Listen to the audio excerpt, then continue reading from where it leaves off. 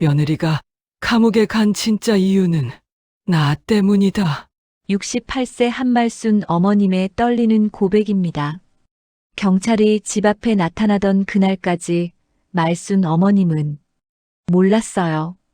자신이 2년 전 시작한 작은 투자가 며느리 지혜를 사기범으로 만들었다는 사실을. 어르신 여러분, 혹시 이런 경험 있으시지 않나요? 좋은 마음으로 시작한 일이 예상과 다르게 흘러가서 가족에게 상처를 준 적 말입니다. 아니면 가족을 위해 희생하고 있는데 아무도 알아주지 않아서 속상했던 적은요? 오늘 이야기의 주인공 말순 어머님과 며느리 지혜는 바로 그런 상황에 놓였어요. 퇴직 후 노후 자금 걱정으로 시작한 작은 투자. 그런데 아들이 갑작스럽게 세상을 떠나면서 며느리 지혜가 14억 원 사기 사건의 주범이 되어버린 겁니다. 과연 지혜는 정말 사기를 친 걸까요? 아니면 누군가를 보호하기 위해 죄를 뒤집어 쓴 걸까요?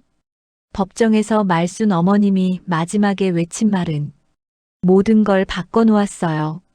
제가 시작했습니다. 지혜는 그 구조를 물려받은 것뿐입니다.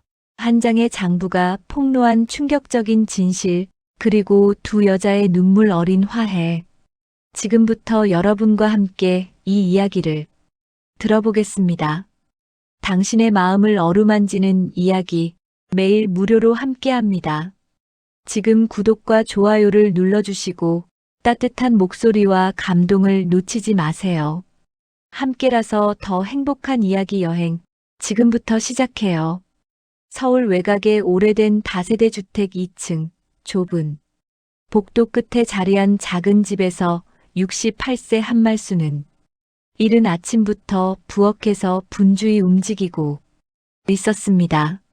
보육교사로 평생을 일하다 은퇴한 말순이 손은 여전히 익숙하게 아침 준비를 해내고 있었죠. 된장찌개가 끓는 소리와 함께 집 안에는 구수한 냄새가 퍼져나갔습니다. 지혜야, 밥은 챙겨 먹었니?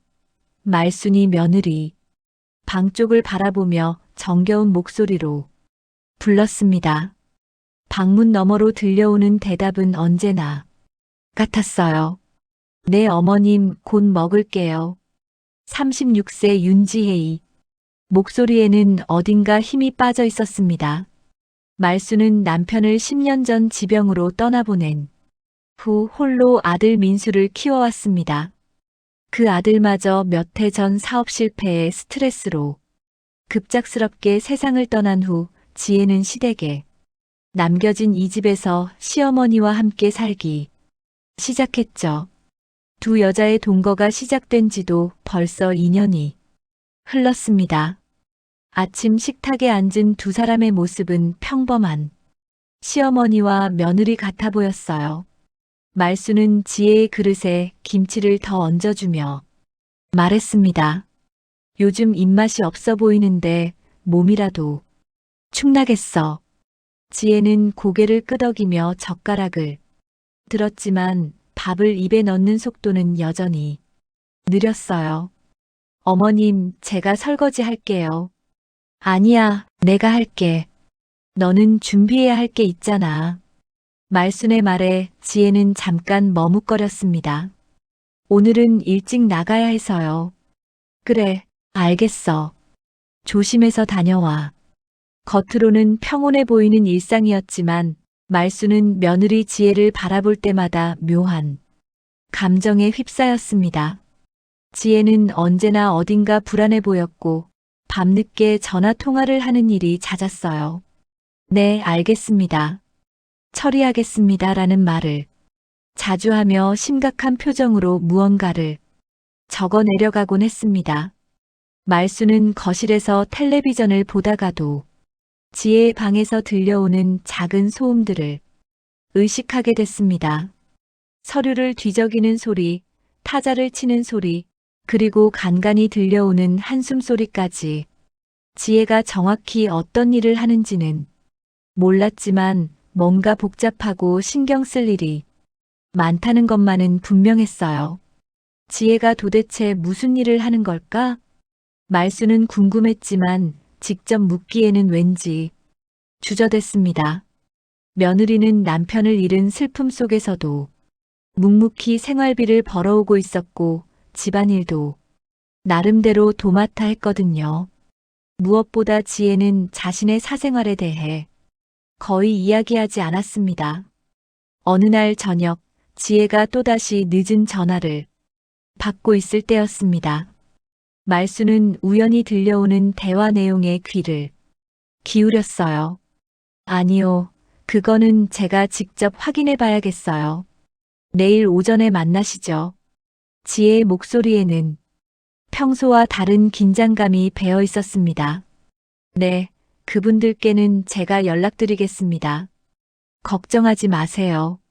지혜가 전화를 끊고 나서는 깊은 한숨을 쉬었어요. 말수는 거실에서 그 소리를 듣고 있었지만 선뜻 방으로 가서 괜찮냐고 묻기가 어려웠습니다. 며칠 후 말수는 지혜가 외출한 사이 우연히 현관 앞에서 택배 아저씨와 마주쳤어요. 윤지혜 씨 맞으시죠? 서류 택배 왔는데요. 아, 저는 시어머니고요. 지혜는 나갔어요. 그럼 대신 받아주실 수 있나요? 중요한 서류라고 하던데요. 말수는 택배를 받으며 발송인 란을 슬쩍 봤습니다. 법무법인 정직이라는 이름이 적혀 있었어요. 왜 며느리에게 법무법인에서 서류가 올까 싶어 궁금했지만 그냥 지혜 방 책상 위에 올려두었습니다. 저녁 무렵 돌아온 지혜는 택배를 보더니 표정이 굳어졌어요. 어머님, 이거 언제 왔어요? 오늘 오후에 왔어. 중요한 거래. 지혜는 잠깐 말을 멈췄다가 대답했습니다. 내 업무상 필요한 서류예요. 그날 밤 지혜는 평소보다 더 늦은 시간까지 방에서 뭔가를 하고 있었어요. 말수는 잠자리에 들면서도 계속 지혜 생각을 했습니다. 아들을 잃고 혼자 남겨진 며느리가 얼마나 힘들까 싶으면서도 동시에 뭔가 중요한 것을 놓치고 있다는 느낌을 지울 수 없었어요. 말수는 며느리가 안쓰러우면서도 왠지 껄끄러웠습니다. 함께 사는 가족인데도 서로에 대해 아는 것이 너무 적었어요. 지혜는 자신의 일에 대해서는 거의 이야기하지 않았고 말순 역시 깊이 파고들어 묻지 않았습니다. 그저 서로를 배려하는 마음으로 적당한 거리를 유지하며 지내왔죠. 하지만 최근 들어 그 거리감이 점점 더 크게 느껴졌습니다. 지혜의 표정에서 평소보다 더 깊은 그림자를 읽을 수 있었거든요. 두 사람의 평화로운 듯 보이는 일상 속에 감춰진 무언가가 있다는 예감이 말순이 마음을 무겁게 짓누르고 있었습니다. 지혜가 외출한 어느 오후 말순은 집안 정리를 하기로 마음먹었습니다. 오랫동안 미뤄뒀던 아들 민수의 방 정리였어요. 2년이 지났지만 여전히 그 방에 들어가는 것은 쉽지 않았습니다. 문고리를 잡은 말순의 손이 잠깐 멈춰 섰죠. 이제는 정리해야지. 말순은 깊게 숨을 들이쉬며 방문을 열었습니다. 먼지가 살짝 쌓인 방 안은 민수가 세상을 떠나던 날 그대로였어요. 책상 위에 커피잔, 침대 머리맡에 책들, 그리고 옷장 안가지런히 걸려있는 옷들까지. 말수는 천천히 책상부터 정리하기 시작했습니다. 서류들을 하나씩 들춰보니 대부분이 사업과 관련된 것들이었어요.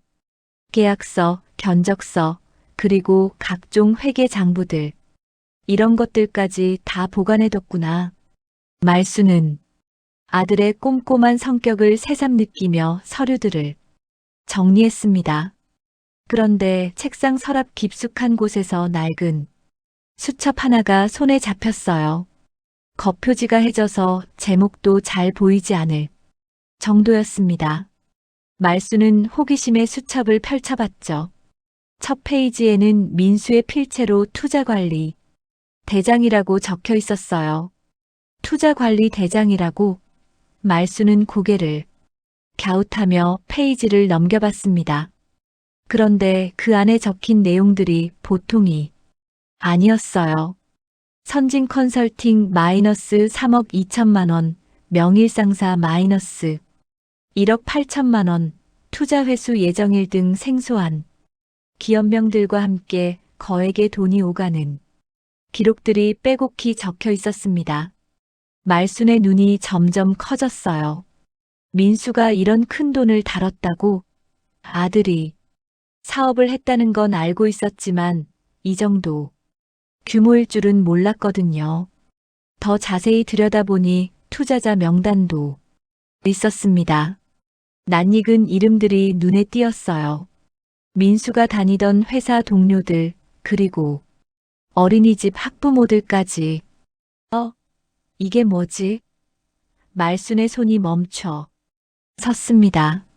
투자자 명단 중간쯤에 윤지혜라는 이름이 적혀 있었거든요. 그것도 한두 번이 아니라 여러 차례에 걸쳐서요. 윤지혜 마이너스 5천만 원 투자, 윤지혜 마이너스 추가, 투자 2천만 원, 윤지혜 마이너스 수익 배당 예정. 말수는 당황스러웠습니다. 지혜가 민수와 결혼하기 전부터 투자 관계에 있었다는 뜻인가요? 아니면 결혼 후에 가족 명의로 투자를 한 건가요? 그런데 왜 지혜는 이런 일에 대해 한 번도 언급하지 않았을까요? 더 놀라운 것은 투자 구조였습니다. 장부를 자세히 보니 일반적인 사업 투자가 아니라 복잡한 단계를 거치는 구조였어요. 1차 투자자 모집, 2차 부동산 매입, 3차 임대 수익 배분, 4차 재투자 유치. 이런 식으로 단계별로 나뉘어 있었습니다. 이게 정상적인 사업인가? 말수는 불안함을 느끼기 시작했어요. 보육교사로 평생 살아온 말순에게는 이런 복잡한 투자 구조가 낯설고 이해하기 어려웠거든요. 하지만 직감적으로 뭔가 위험해 보였습니다. 장부 마지막 페이지에는 민수의 메모가 적혀 있었어요. 지혜에게 모든 걸 정리해서 넘겨줄 것, 투자자들에게는 내가 직접 설명하기, 엄마는 절대 알면 안 됨. 마지막 문장을 본 말순의 가슴이 철렁 내려앉았습니다. 절대 알면 안 된다고? 왜? 말순은 손이 떨렸어요. 아들이 자신으로부터 뭔가를 숨기고 있었다는 사실이 충격적이었습니다. 그리고 지혜에게 모든 걸 넘겨준다는 것은 무슨 의미일까요? 말수는 장부를 다시 처음부터 천천히 읽어봤습니다. 투자 시기를 보니 대부분 3년 전부터 시작됐고 민수가 세상을 떠나기 직전까지 계속되고 있었어요. 그리고 투자자 중에는 말순이 잘 아는 사람들이 많았습니다. 특히 어린이집에서 함께 일했던 동료들과 학부모들이 상당수 포함되어 있었어요. 설마 내 인맥을 이용한 건 아니겠지? 말순의 얼굴이 창백해졌습니다. 민수가 어릴 때부터 엄마의 인맥을 잘 알고 있었거든요. 어린이집 행사 때마다 학부모들과 인사를 나누고 동료 선생님들과도 친하게 지냈으니까요. 말수는 서둘러 장부를 다시 서랍에 넣었습니다. 너무 충격적인 내용이라 한 번에 받아들이기 어려웠어요. 일단 지혜가 돌아오면 조심스럽게 물어봐야겠어. 하지만 어떻게 물어봐야 할지 막막했습니다. 그날 저녁 지혜가 평소보다 늦게 돌아왔어요. 어머님, 늦어서 죄송해요. 일이 좀 길어졌어요. 괜찮아. 저녁은 먹었니? 네, 밖에서 먹고 왔어요. 지혜는 피곤한 표정으로 자기 방으로 들어갔습니다. 말수는 저녁을 차리면서도 계속 장부. 내용이 머릿속을 맴돌았어요. 지혜에게 직접 물어보고 싶었지만 어떻게 꺼내야 할지 모르겠더군요. 게다가 민수가 엄마는 절대 알면 안 됨이라고 적어놨던 게 계속 신경 쓰였습니다. 밤 10시쯤 말수는 민수 방에 다시 들어갔어요. 장부를 다시 한번 확인하고 싶었거든요. 그런데 서랍을 열어보니 장부가 없어졌습니다. 분명히 여기 넣어뒀는데, 말수는 당황해서 서랍을 샅샅이 뒤져봤지만 장부는 어디에도 없었어요. 말순의 등에 식은땀이 흘렀습니다. 지혜가 가져간 건가요? 아니면 자신이 다른 곳에 뒀을까요? 하지만 분명히 이 서랍에 넣었는데 사라졌다는 건 누군가가 가져간 것 같았어요. 그 순간 지혜 방에서 전화 통화하는 소리가 들렸습니다. 네, 찾았어요. 앞으로 더 조심하겠습니다. 말수는 숨을 죽이고 귀를 기울였어요. 혹시 장부와 관련된 이야기인가 싶어서요. 말순의 마음은 점점 더 불안해졌습니다. 아들이 숨기고 싶어 했던 일이 무엇인지, 그리고 지혜가 그 일에 어떻게 연루되어 있는지 알 수 없었거든요. 하지만 한 가지는 분명했어요. 뭔가 위험한 일이 벌어지고 있다는 것 말입니다. 장부가 사라진 지 사흘째 되던 날 아침, 말수는 평소처럼 부엌에서 아침 준비를 하고 있었습니다. 지혜는 어젯밤 늦게까지 전화 통화를 하더니 오늘 아침엔 평소보다 일찍 일어나 세수를 하고 있었어요. 그런데 지혜의 표정이 예사롭지 않았습니다. 어머님, 오늘 혹시 집에 계실 거죠? 지혜가 조심스럽게 물었어요. 응, 특별히 나갈 일은 없는데. 왜? 아니에요. 그냥 궁금해서요. 지혜는 대답을 흐렸지만 말수는 뭔가 이상하다고 느꼈습니다. 며느리가 자신의 외출 계획을 묻는 일은 거의 없었거든요. 오전 10시쯤 말순이 거실에서 텔레비전을 보고 있을 때였어요. 현관문을 두드리는 소리가 들렸습니다. 평소보다 좀 더 강하고 단호한 노크 소리였죠. 누구세요? 말순이 인터폰으로 확인해 보니 정장을 입은 낯선 남성 2명이 서 있었어요. 경찰입니다. 윤지혜 씨 계신가요? 경찰이라는 말에 말순의 가슴이 덜컥 내려앉았습니다. 지혜요? 잠깐만요. 말수는 서둘러 지혜 방으로 갔어요. 지혜야, 경찰이 왔어. 너를 찾는다는데? 지혜는 화장대 앞에 앉아 있었는데 거울 속 자신의 모습을 가만히 바라보고 있었어요. 말순의 말을 듣고도 놀라는 기색이 전혀 없었습니다. 오히려 예상했다는 듯한 표정이었죠. 네, 알겠어요. 나가보겠습니다. 현관문을 열자 경찰 2명이 신분증을 내보였습니다. 수사과 김형사, 박 형사입니다. 윤지혜 씨 맞으시죠? 네, 맞습니다. 지혜의 목소리는 담담했어요. 사기 및 자금 횡령 혐의로 체포영장이 발부되었습니다. 동행해 주시기 바랍니다. 말수는 그 말을 듣는 순간 눈앞이 캄캄해졌습니다. 사기요? 횡령이요? 무슨 소리예요? 우리 지혜가요? 말순의 목소리는 떨리고 있었어요. 아니에요. 그럴 리가 없어요. 뭔가 잘못된 거 아니에요? 하지만 김영사는 단호했습니다. 관련 증거들을 이미 확보했고 피해자들의 진술도 확보된 상태입니다. 윤지혜 씨 체포에 협조해 주시기 바랍니다. 박 형사도 체포 영장을 내보이며 말했어요. 저항하지 마시고 순순히 따라주세요. 그런데 지혜의 반응이 예상과 달랐어요. 예상했어요. 잠깐만요. 코트 좀 입을게요. 지혜는 마치 오래전부터 이 순간을 기다리고 있었다는 듯 차분하게 행동했습니다. 말수는 그런 며느리의 모습에 더욱 당황스러웠어요. 지혜야, 이게 무슨 일이야? 설명 좀 해줘. 말순이 지혜의 팔을 붙잡았어요. 지혜는 잠깐 말순을 바라보더니 미안하다는 표정으로 고개를 숙였습니다. 어머님, 죄송해요. 걱정 끼쳐드려서요. 김영사가 구체적인 혐의 내용을 설명해 줬습니다.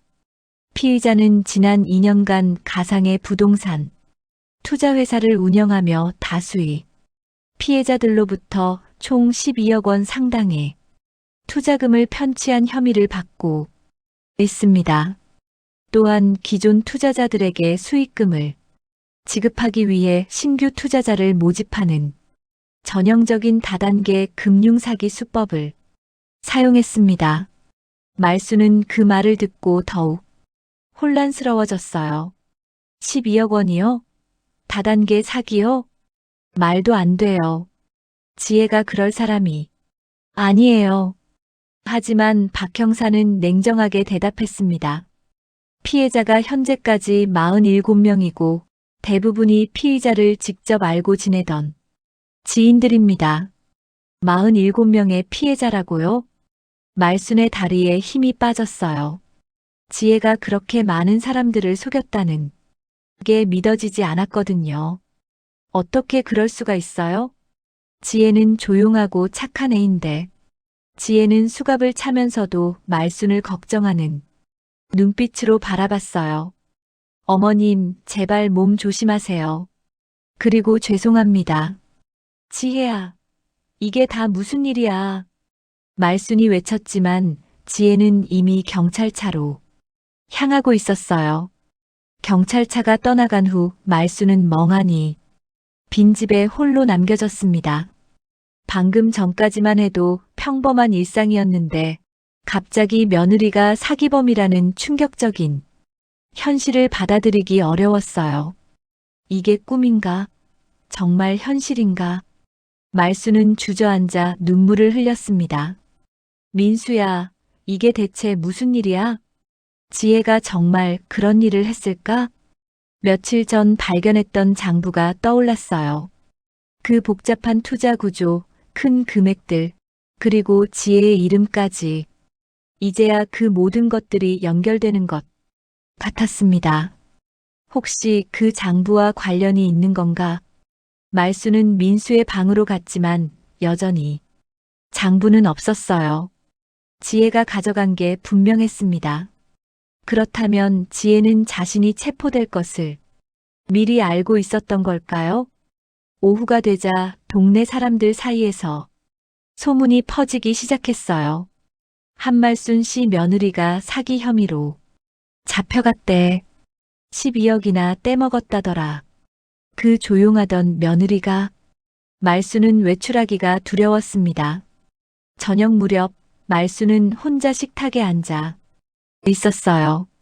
평소 같으면 지혜와 함께 저녁을 먹을 시간이었는데 텅 빈 식탁이 더욱 서글펐습니다. 지혜야, 너는 지금 어디서 뭘 하고 있을까?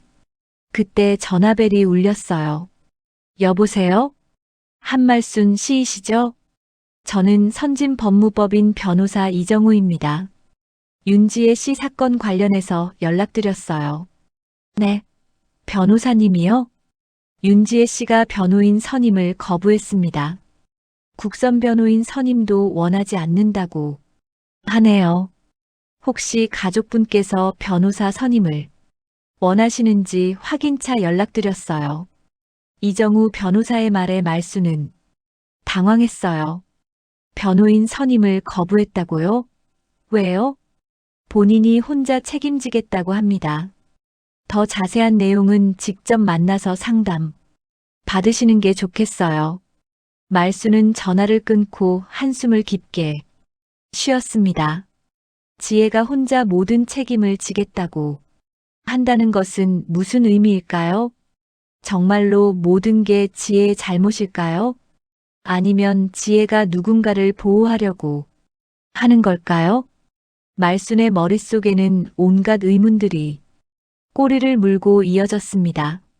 지혜가 구속된 지 일주일이 지났습니다.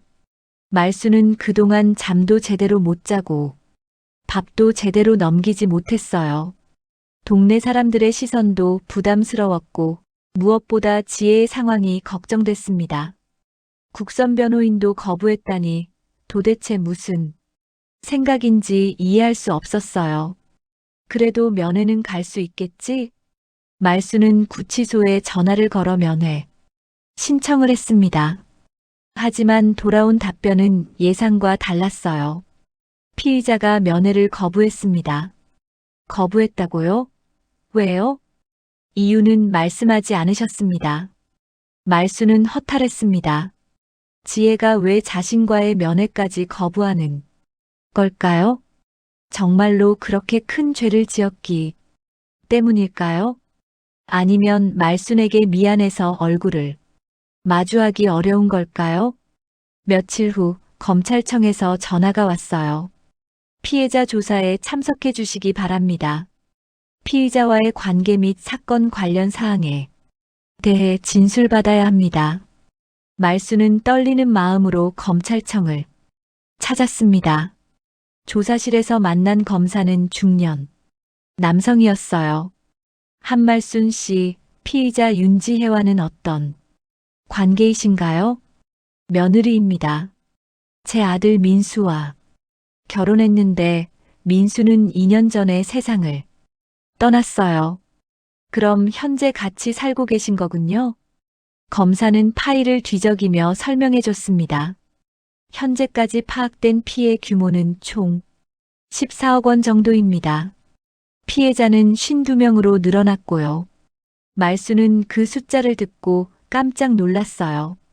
일주일 사이에 피해자와 피해 금액이 더 늘어난 거였어요. 그런데 이상한 점이 있습니다. 검사가 계속 말했어요. 피의자가 모든 혐의를 인정하면서도 공범이나 배후에 대해서는 일체 언급을 하지 않고 있어요.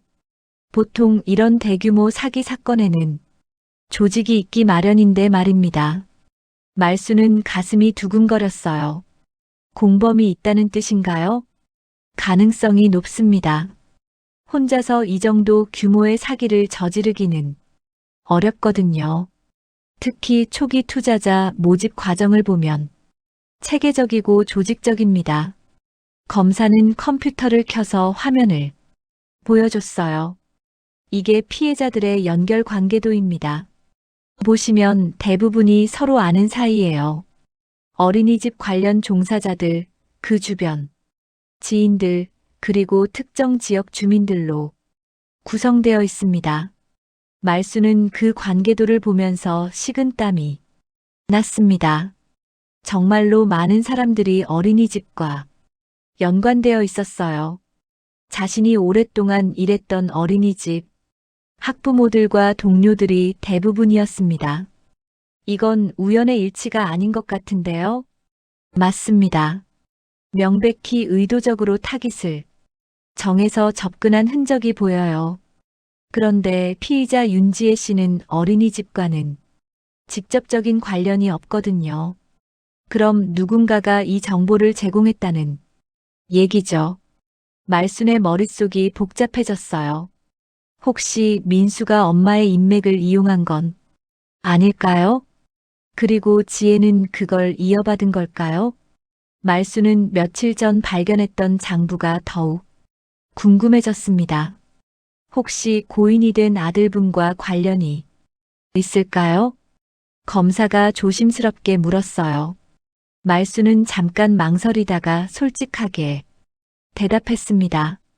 사실 며칠 전에 민수방에서 투자 관련 장부를 발견했는데 사라졌어요. 검사의 표정이 진지해졌어요. 어떤 내용이었나요? 복잡한 투자 구조와 투자자 명단이 적혀 있었어요. 그리고 지혜 이름도 여러 번 나왔고요. 그 장부를 누가 가져간 것 같나요? 아마 지혜가 가져간 것 같아요. 그 다음 날 없어졌거든요. 말순의 진술에 검사는 메모를 했어요. 중요한 단서가 될 수 있겠네요. 혹시 더 기억나는 것 있으시면 연락 주세요. 검찰청을 나오는 길에 말수는 무거운 마음이었어요. 혹시 자신도 모르게 이 일에 연루된 건 아닐까 하는 불안감이 들었거든요. 자신의 인맥이 악용됐다면 피해자들에게 어떻게 사과해야 할까요? 그날 저녁 집에 돌아온 말순에게 택배가 도착했어요. 발송인을 보니 법원이었습니다. 무슨 서류인지 궁금해서 열어보니 증인, 출석 통지서였어요. 지혜의 재판에 증인으로 출석하라는 내용이었습니다. 증인이라고? 말수는 당황스러웠어요. 자신이 무엇을 증언해야 하는 걸까요? 며칠 후 변호사라고 하는 사람에게서 전화가 왔어요. 한말순 씨이시죠? 저는 윤지혜 씨 사건 관련 피해자 측 변호사입니다. 피해자 측 변호사요? 네, 피해자들이 공동으로 변호사를 선임했어요. 윤지혜 씨가 변호인 선임을 거부해서 재판이 일방적으로 진행될 가능성이 높은데 그 전에 몇 가지 확인하고 싶은 것이 있어서요. 변호사는 말순에게 충격적인 사실을 알려줬습니다. 피해자 중 한 분이 제출한 녹취록이 있는데요. 들어보시겠어요? 변호사가 재생한 녹취록에서 지혜의 목소리가 들렸어요. 예, 이건 어머님 아이디어였어요. 저는 그냥 따라한 거예요. 처음에는 어린이집 학부모들부터 시작하자고 하셨거든요. 말수는 그 목소리를 듣는 순간 온몸에 전율이 흘렀습니다. 어머님 아이디어라고요? 말순의 목소리는 떨리고 있었어요.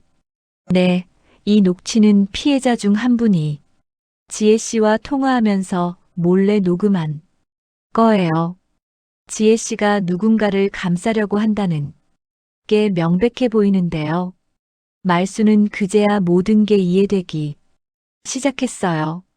지혜가 왜 변호인 선임을 거부했는지, 왜 면회를 거부했는지, 왜 혼자 모든 책임을 지려고 하는지, 지혜는 진짜 범인을 보호하려고 했던 거였어요.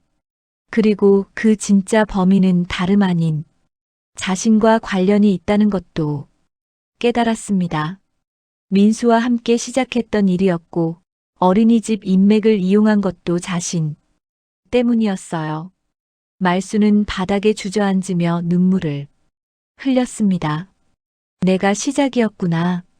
지혜는 나를 대신해서 죄를 뒤집어 쓰고 있는 거야. 말순의 가슴은 찢어질 것 같았어요. 며느리가 자신을 보호하기 위해 감옥에 있다는 사실을 받아들이기 어려웠습니다. 녹취록을 들은 그날 밤 말수는 잠들 수 없었습니다. 지혜의 목소리가 계속 귓가에 맴돌았어요. 이건 어머님 아이디어였어요. 그 말이 사실이라면 자신이 이 모든 일의 시작이었다는 뜻이었습니다. 말수는 침대에 누워 천장을 바라보며 과거를 되짚어 봤어요. 3년 전 어린이집에서 은퇴를 앞두고 있던 말순에게 민수가 제안했던 일이 생각났습니다. 엄마, 퇴직금으로 작은 투자 한번 해보면 어때요? 요즘 부동산 시장이 괜찮다던데. 당시 말수는 은퇴 후 생활비가 걱정됐거든요. 민수의 제안이 반갑기도 했고요. 하지만 돈이 많지 않은데 뭘 할 수 있겠니? 말순이 걱정스럽게 말하자 민수는 자신 있게 대답했어요. 엄마 주변에 믿을 만한 분들 많잖아요. 함께 투자하면 더 큰 수익을 낼 수 있어요. 어린이집 동료 선생님들, 학부모들 중에 여유 자금 있는 분들 계시죠? 그때 말수는 단순히 생각했어요. 서로 아는 사람들끼리 돈을 모아서 작은 건물이나 상가를 사면 임대료, 수익을 나눌 수 있을 거라고 말이죠. 민수도 사업 경험이 있으니까 믿을 만하다고 생각했고요. 그래서 몇몇 가까운 사람들에게 이야기를 꺼냈던 거예요. 박 선생님, 요즘 은행 이자가 너무 낮아서 걱정이에요. 우리 민수가 괜찮은 투자처가 있다고 하는데 관심 있으세요? 처음에는 조심스럽게 시작했어요. 박 선생님은 말순과 20년 넘게 함께 일한 동료였고 믿을 만한 사람이었거든요. 정말요? 요즘 같은 때 그런 기회가 있다면 좋죠. 박 선생님의 반응이 긍정적이었어요. 우리 민수가 부동산 쪽 일을 해봐서 잘 알거든요. 한 달에 3% 정도는 수익이 날 것 같다고 하네요. 초기 투자자들에게 약속한 수익이 정말로 나오기 시작하면서 입소문이 났습니다. 와, 한 선생님, 정말 수익이 이렇게 나와요? 그럼요.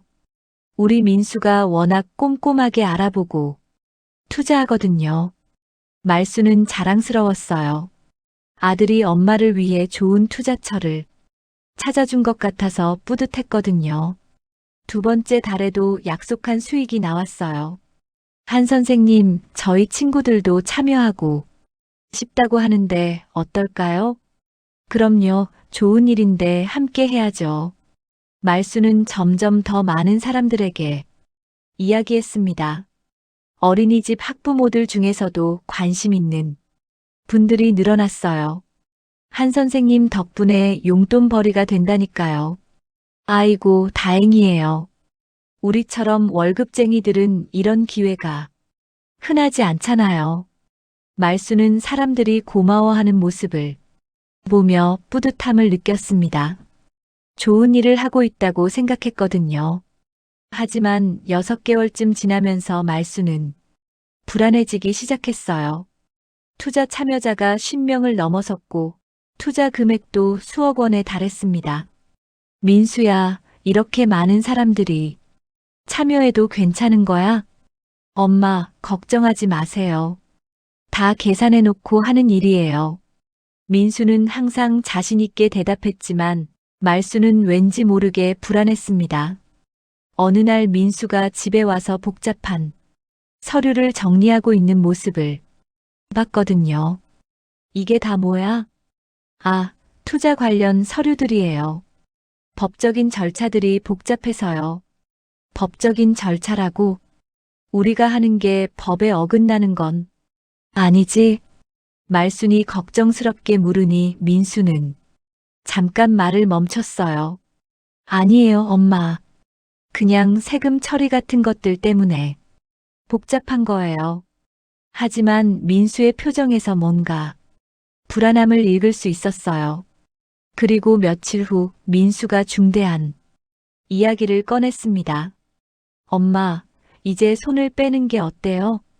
너무 큰일이 된 것 같아서요. 갑자기 왜 그래? 지금까지 잘 되고 있었잖아. 그게 아니라 혹시 나중에 문제가 될 수도 있을 것 같아서요. 엄마가 연루되면 안 되거든요. 민수의 말투가 진지했어요. 무언가 심각한 상황을 예상하고 있는 것 같았습니다. 그날 밤 말수는 민수와 긴 대화를 했어요. 민수야, 우리가 하고 있는 게 혹시 불법인 거야? 엄마, 그런 게 아니에요. 그냥 나중에 복잡해질 수 있어서 엄마는 빼드리는 게 좋을 것 같아요. 결국 말수는 모든 것에서 손을 떼기로 했어요.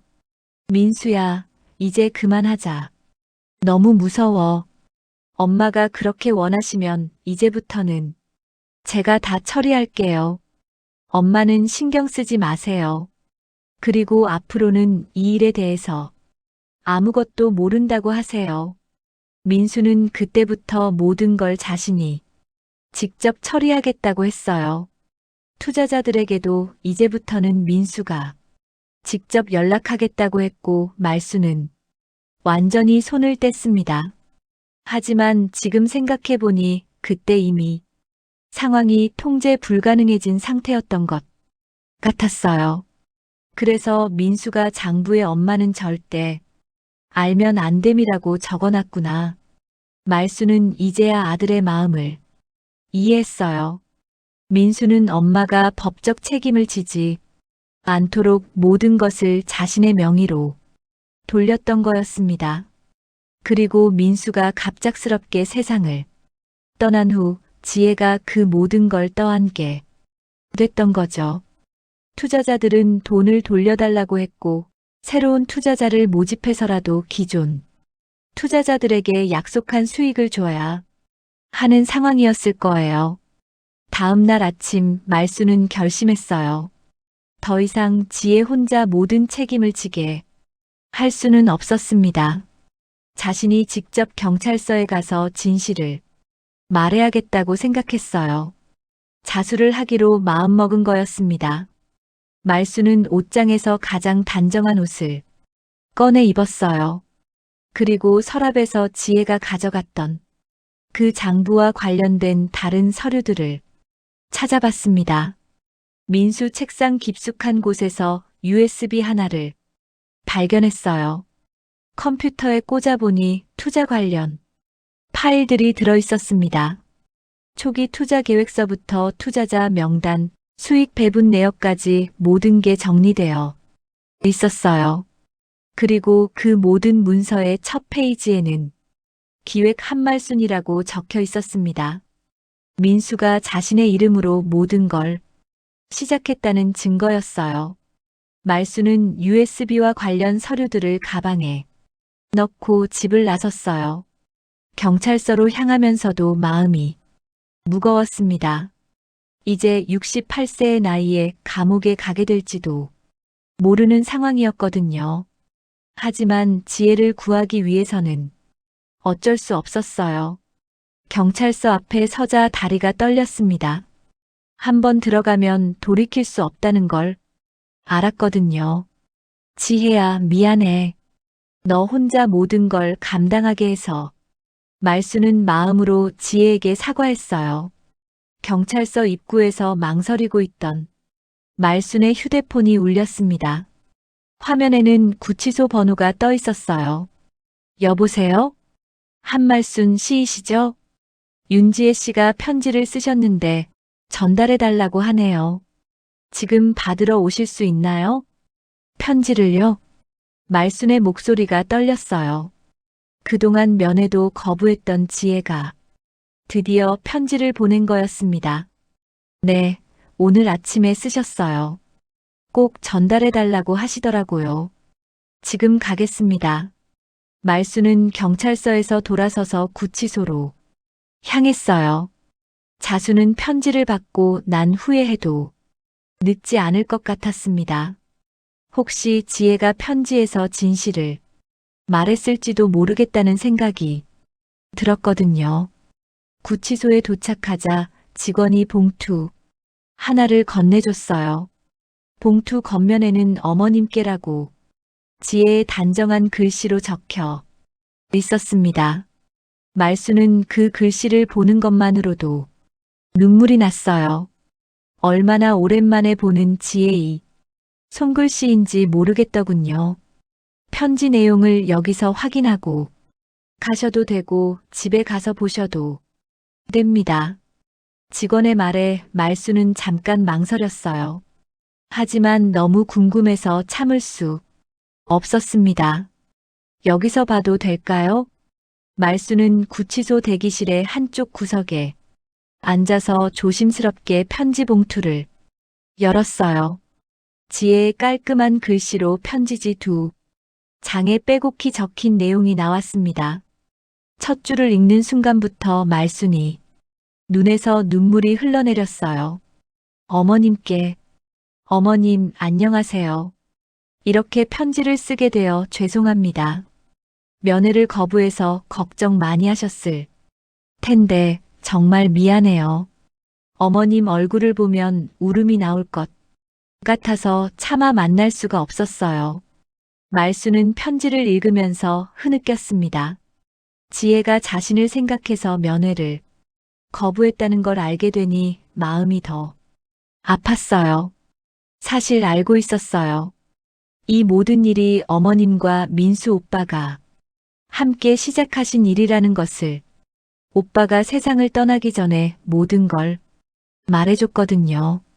어머님은 처음에 단순한 마음으로 지인들과 함께 투자를 시작하신 거라고 나중에 일이 복잡해지면서 손을 빼셨다고 했어요. 말수는 손이 떨렸어요. 지혜가 모든 것을 알고 있었다니. 그럼에도 불구하고 왜 혼자서 모든 책임을 지려고 했을까요?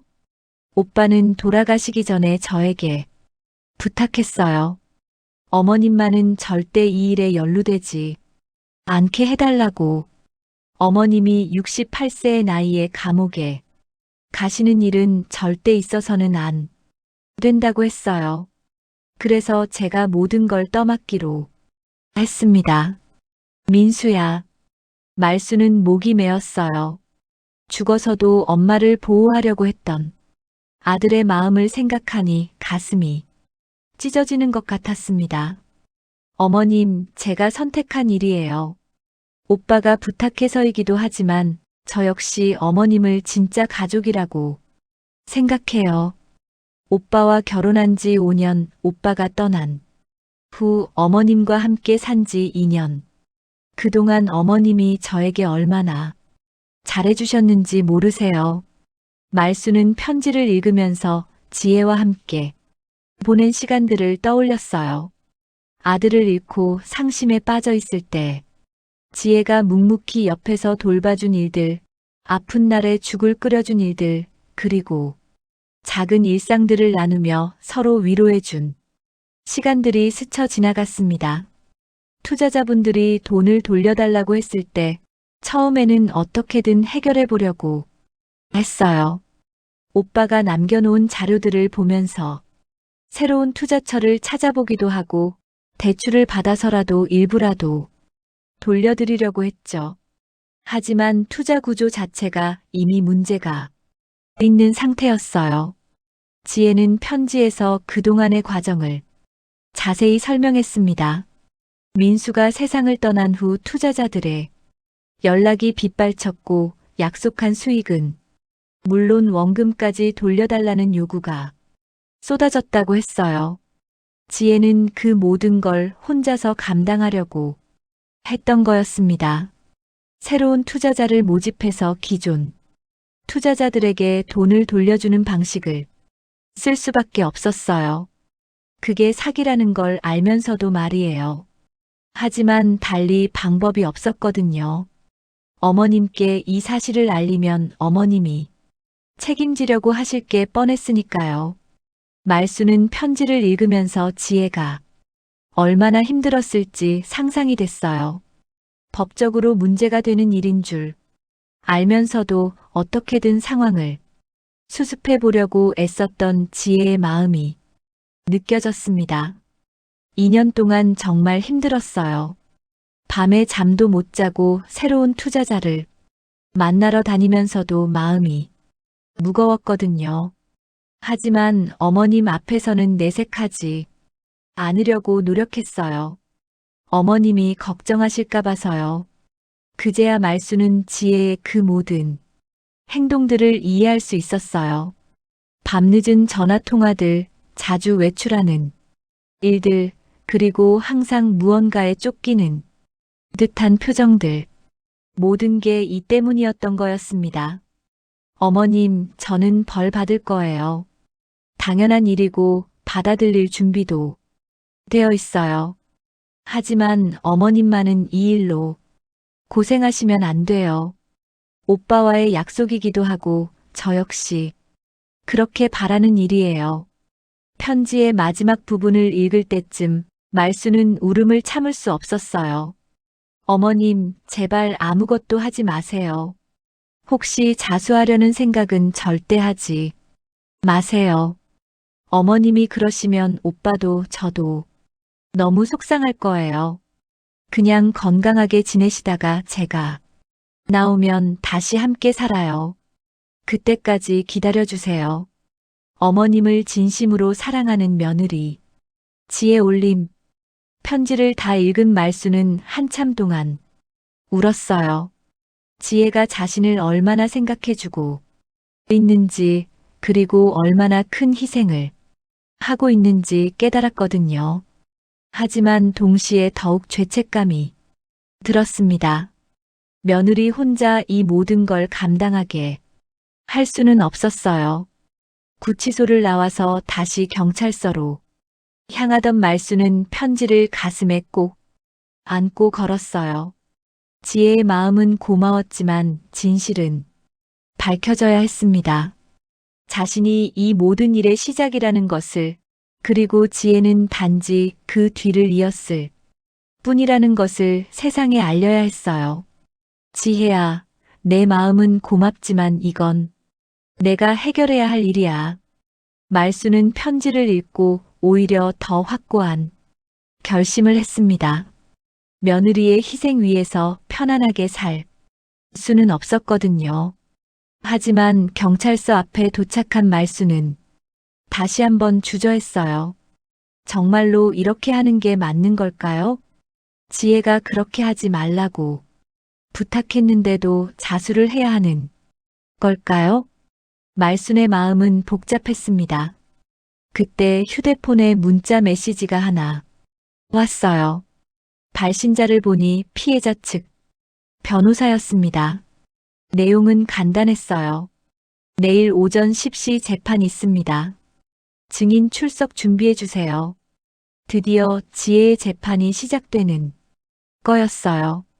재판 당일 아침 말수는 일찍 일어나 단정히 옷을 차려입었습니다. 검은색 정장에 작은 가방 하나만 들고 집을 나섰어요. 가방 안에는 지혜의 편지와 민수가 남긴 USB 그리고 자신이 직접 작성한 진술서가 들어 있었습니다. 법원에 도착하니 벌써 많은 사람들이 모여 있었어요. 피해자들과 그 가족들, 변호사들, 그리고 언론사 기자들까지. 말수는 그들의 시선을 받으며 조용히 방청석 맨 뒤편에 앉았습니다. 저기 피고인 시어머니 앉아있네. 그 사람도 연루된 거 아닌가? 주변에서 들려오는 수군거림에 말순이 어깨가 움츠러들었어요. 하지만 이미 마음은 정해져 있었습니다. 오늘 이 자리에서 모든 진실을 말하겠다고요. 잠시 후 지혜가 법정으로 들어왔어요. 수척해진 얼굴, 깔끔하게 정리한 머리, 그리고 차분한 표정. 지혜는 방청석을 둘러보다가 말순이 시선과 마주쳤습니다. 순간 지혜의 눈이 커지며 고개를 저었어요. 오지 말라고 했는데 왜 왔냐는 표정이었죠. 말수는 지혜에게 미안하다는 듯 고개를 숙였습니다. 그리고 가슴에 손을 얹으며 괜찮다는 제스처를 보냈어요. 지혜는 잠깐 눈을 감고 깊게 숨을 들이쉬었습니다. 윤지의 피고인 기소된 혐의 사실을 인정하십니까?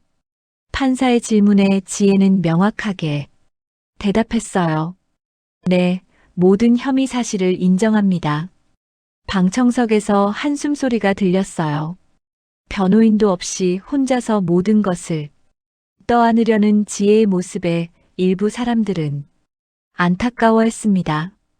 검사가 피해 규모와 수법에 대해 상세히 설명했어요. 피고인은 지난 2년간 총 52명의 피해자로부터 14억 원 상당을 편취했습니다. 기존 투자자들에게 수익을 지급하기 위해 새로운 투자자를 모집하는 전형적인 폰지 사기 수법을 사용했습니다. 피해자들의 진술이 이어졌어요.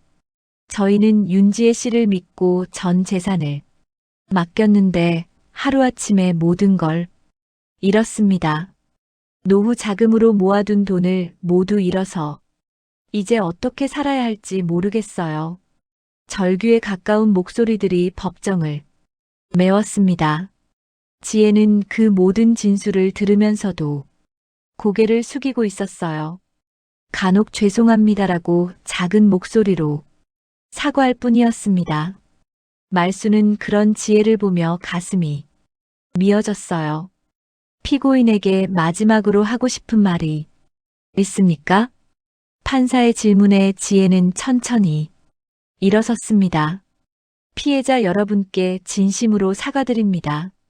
제가 저지른 일로 인해 많은 분들이 피해를 입으셨는데 변명의 여지가 없습니다. 모든 책임은 제게 있습니다. 그때였습니다. 방청석 뒤편에서 말순이 벌떡 일어섰어요. 잠깐요. 판사님. 갑작스러운 상황에 법정이 술렁였습니다. 방청인은 조용히 해주시기 바랍니다. 판사가 주의를 주었지만 말수는 멈추지 않았어요.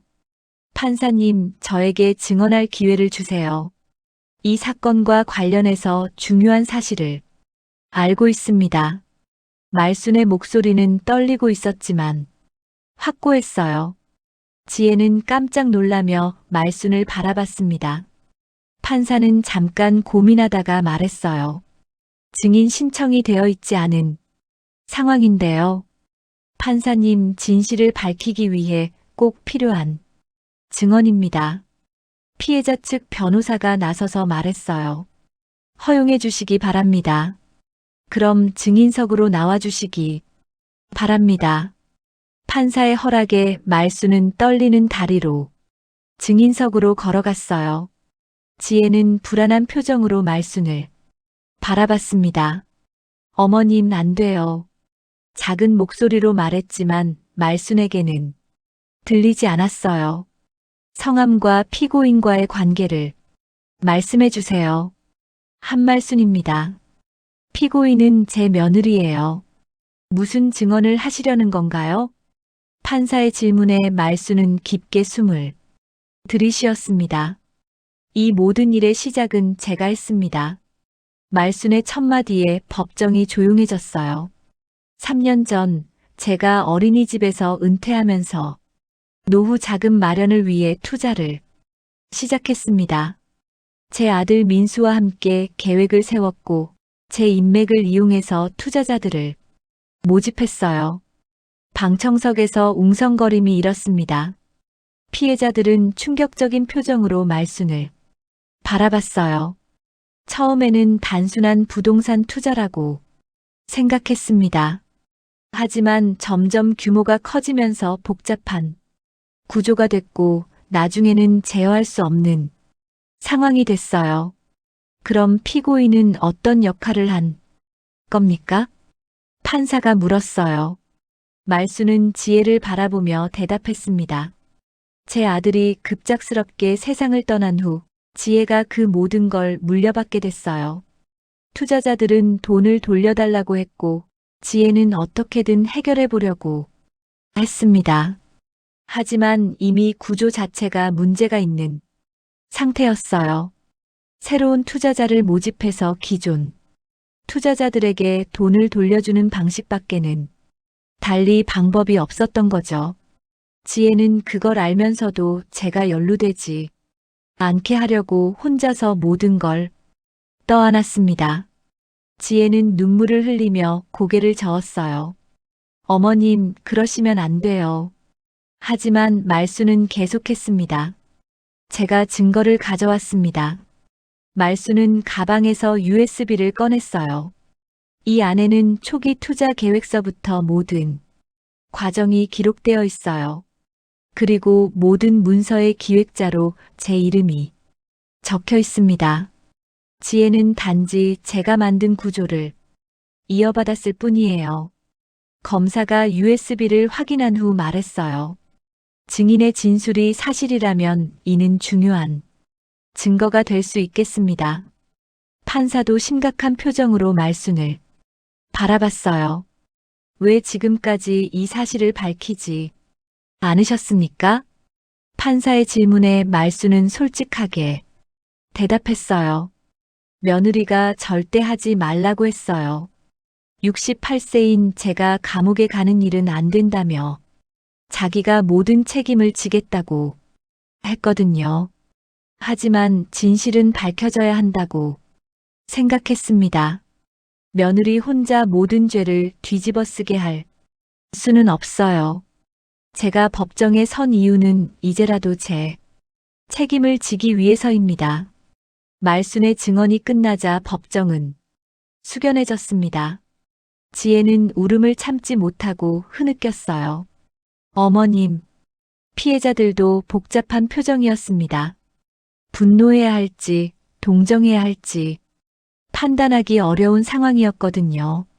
판사는 잠깐 휴정을 선언한 후 30분 뒤에 판결을 선고한다고 했어요. 그 사이 말순과 지혜는 잠깐 마주볼 기회가 있었습니다. 어머님, 왜 그러셨어요? 지혜가 울먹이며 물었어요. 지혜야, 내 혼자 감당할 일이 아니었어. 이제 같이 책임지자. 말순이 지혜의 손을 잡으며 말했습니다. 두 사람은 그 짧은 순간 진정한 가족이 된 것 같았어요. 판결 선고가 시작됐습니다. 판사는 깊은 고민 끝에 판결을 내렸어요. 윤지의 피고인에게는 징역 2년에 집행유예 3년을 선고합니다. 한말순 증인에게는 징역 8개월에 집행유예 2년을 선고합니다. 판결이 선고된 지 6개월이 지났습니다. 말순과 지혜는 각각 집행유예를 받아 사회에서 생활하게 됐지만 그들의 일상은 완전히 달라져 있었어요. 동네 사람들의 시선, 피해자들의 원망, 그리고 무엇보다 자신들이 저지른 일에 대한 죄책감이 두 사람을 짓누르고 있었습니다. 지혜는 보호관찰을 받으며 지정된 시간에 관찰소에 출석해야 했고, 말순은 동네 복지관에서 봉사활동을 하며 속죄하는 마음으로 하루하루를 보내고 있었어요. 두 사람이 함께 살던 그 다세대 주택도 법원의 몰수 명령으로 더 이상 살 수 없게 됐습니다. 어머님, 이사 준비 다 됐어요? 지혜가 짐을 정리하며 말순에게 물었어요. 이제 더 작은 원룸으로 이사를 가야 했습니다. 피해 배상금을 위해 집까지 팔아야 하는 상황이었거든요. 응, 별로 가져갈 것도 없네. 말순은 쓸쓸하게 대답했어요. 평생 모아온 물건들을 대부분 처분해야 했고 민수의 유품들도 일부만 가져갈 수 있었습니다. 그나마 지혜가 꼭 필요한 것들만 골라서 챙겨줬죠. 새로 이사한 원룸은 정말 작았어요. 방 하나에 작은 부엌, 그리고 화장실 하나가 전부였습니다. 하지만 두 사람에게는 이것만으로도 감사했어요. 함께 있을 수 있다는 것, 서로를 지킬 수 있다는 것만으로도 위로가 됐거든요. 지혜야, 미안해. 내가 이런 고생을 하게 해서. 말순이 작은 식탁을 펼치며 말했어요. 어머님, 그런 말씀 마세요. 저희는 이제 정말 가족이잖아요. 지혜가 웃으며 대답했습니다. 예전과는 다른 더 깊은 유대감이 두 사람 사이에 생겨났어요. 첫 달은 정말 힘들었습니다. 지혜는 일자리를 구하기가 어려웠어요. 사기 전과자라는 기록 때문에 어디서도 받아주지 않았거든요. 말순도 나이 때문에 할 수 있는 일이 제한적이었고요. 두 사람은 하루 종일 집에만 있으면서 서로 눈치를 보며 지냈습니다. 이렇게 살아도 되는 걸까? 말순이 어느 날 밤 지혜에게 물었어요. 정말 괜찮은 걸까? 우리가 이렇게 평범하게 살아도? 어머님, 우리는 벌을 받고 있는 거예요. 하지만 그렇다고 해서 포기하고 살 수는 없잖아요. 지혜의 말에 말순은 고개를 끄덕였어요. 맞는 말이었습니다.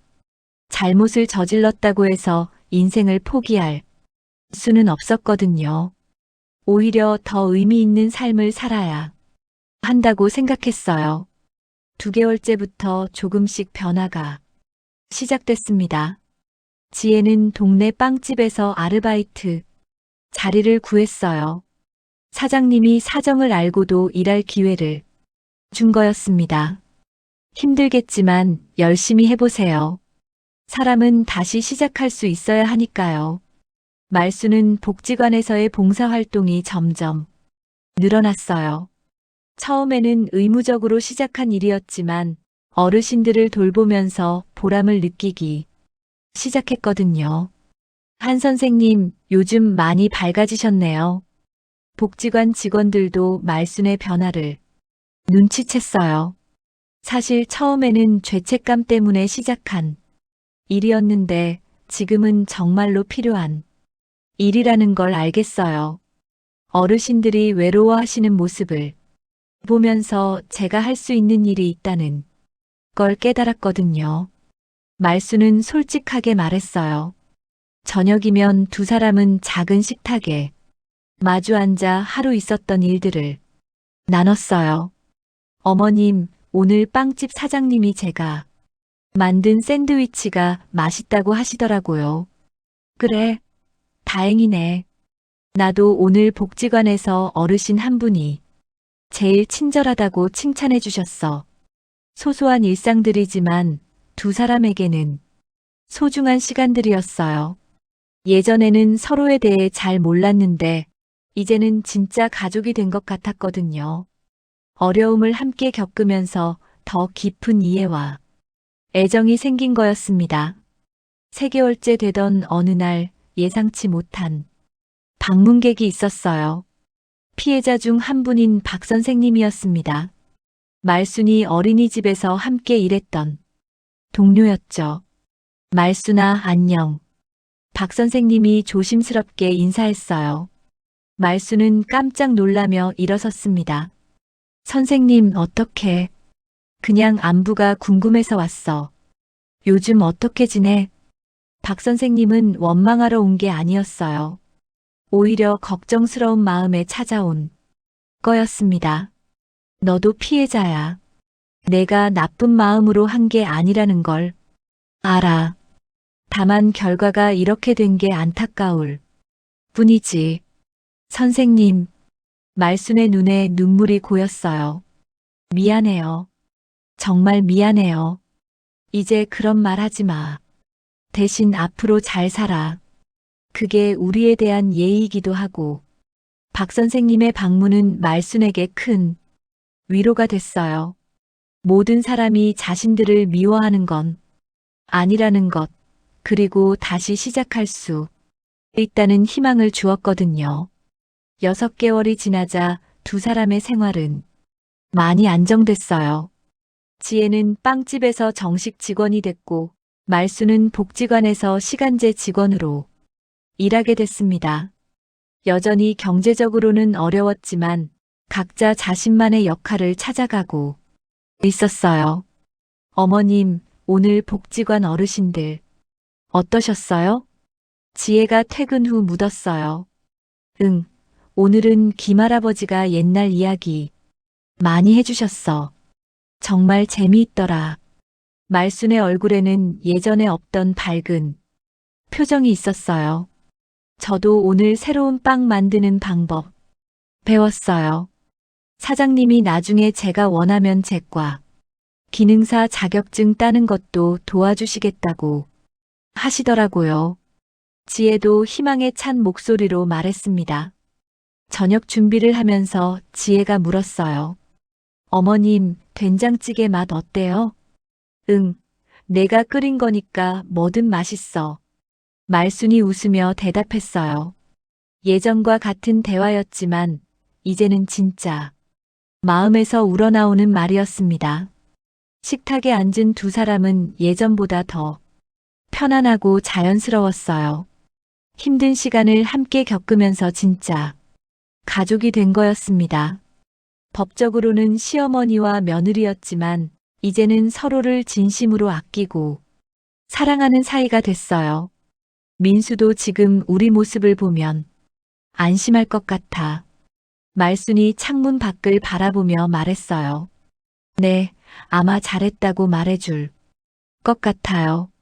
지혜도 고개를 끄덕였습니다. 창문 밖으로는 늦봄 햇살이 따뜻하게 비치고 있었어요. 작은 원룸이지만 두 사람에게는 세상에서 가장 소중한 공간이었습니다. 서로를 이해하고 서로를 용서하며 서로를 사랑하는 마음으로 가득한 집이었거든요. 지혜야, 고마워. 어머님도 고마워요. 두 사람은 서로에게 감사 인사를 나누며 저녁을 시작했어요. 비록 어려운 상황이지만 함께 있다는 것만으로도 충분히 행복한 하루하루였습니다. 만약 오늘 이야기가 마음에 와 닿으셨다면 구독과 좋아요로 댓글로 여러분의 생각을 남겨주세요.